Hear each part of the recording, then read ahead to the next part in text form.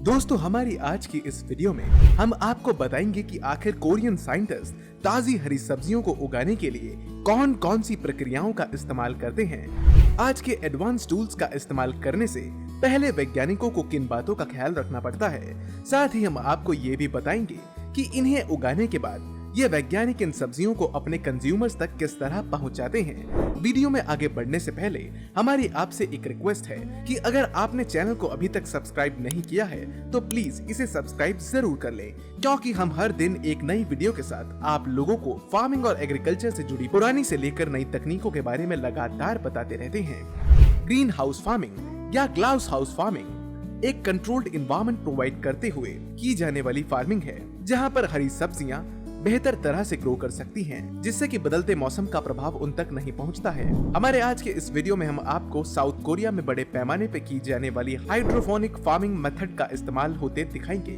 दोस्तों, बीते कई सालों से यह देश अपने मॉडर्न एग्रीकल्चर मेथड से हरी भरी सब्जियों का उत्पादन इसी तरह करता आ रहा है। आइए अब जरा आपको बताते हैं कि आखिर क्यों डॉक्टर्स अपने पेशेंट्स को ज्यादा से ज्यादा हरी सब्जियां खाने का सुझाव देते हैं।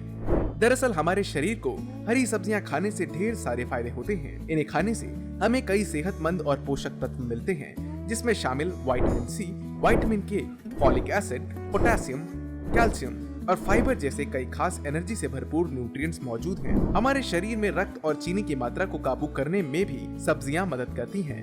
हमारे पाचन तंत्र को बेहतर बनाने, त्वचा और बाल को बेहतर बनाने में ये सब्जियां फायदेमंद होती हैं। जरा इन सीडलिंग बेड्स को तो देखिए। ग्रीन लीफी वेजिटेबल्स को उगाने की शुरुआत सबसे पहले पानी से इनकी साफ सफाई करने से होती है। इन इलास्टिक रबरी ग्लव्स को पहनने के बाद एक्सपर्ट्स इन बेड को तैयार करते हैं। ऐसा करके एक के बाद एक ढेर सारे बेड्स को तैयार किया जाता है। इसके बाद बारी बारी इन सभी छेद के अंदर फसल के बीज डाल दिए जाते हैं और इन्हें अच्छी तरह अलाइन कर दिया जाता है। यहाँ साइंटिफिक मेथड से इनकी स्प्राउटिंग करवाई जाती है।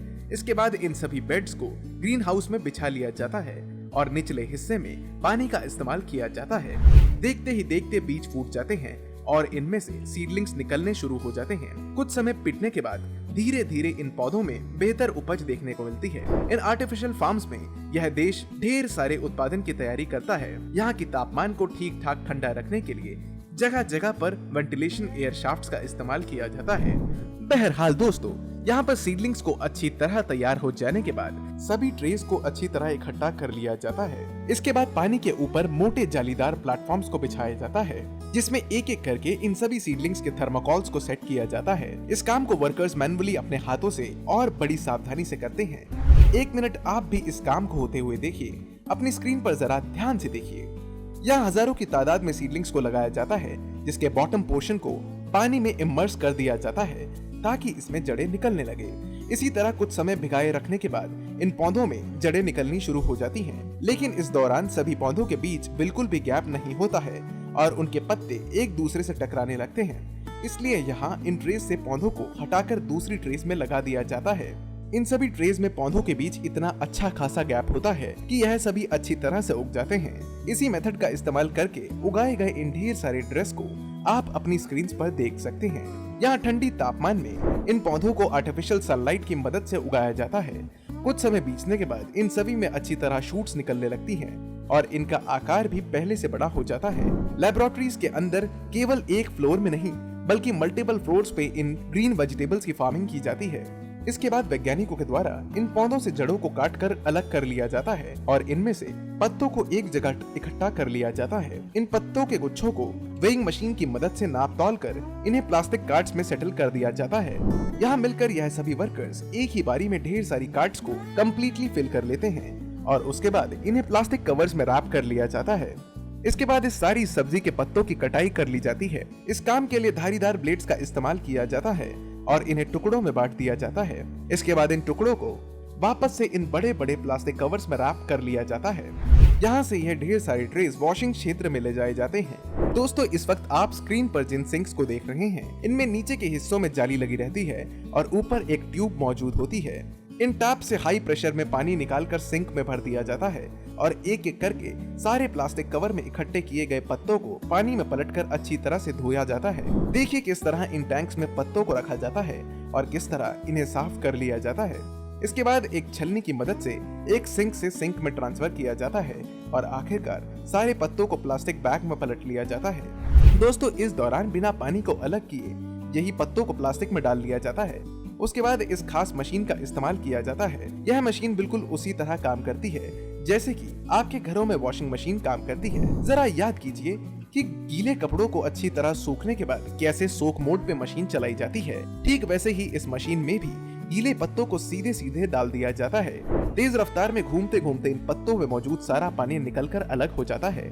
इसके बाद प्लास्टिक बैग से पत्तों को फिर एक बार वृक्ष में पलट दिया जाता है जिन पर प्लास्टिक कवर्स पहले से ही लगे रहते हैं। आइए दोस्तों, अब आपको दूसरी तरफ लेकर चलते हैं जहां वर्कर्स इन हरे पत्तों को पलटने की तैयारी करते हैं। इन रैक्स को देखिए। इन ओपन रैक्स को डिसइंफेक्टेंट्स की मदद से साफ कर लिया जाता है ताकि इनमें रखे गए पत्तों को किसी तरह का कोई नुकसान न हो और यह हरे पत्ते लंबे वक्त तक अपनी फ्रेशनेस को इसी तरह बनाए रख पाएं। इसके बाद प्लास्टिक रैप्स को खोलकर इन पत्तों को यहाँ पलट लिया जाता है। इन पत्तों को बड़े बड़े वर्कर्स प्लास्टिक पैक्स में पैक करते जाते हैं। इस दौरान वेट मैनेजमेंट के लिए वेइंग मशीन का इस्तेमाल भी किया जाता है।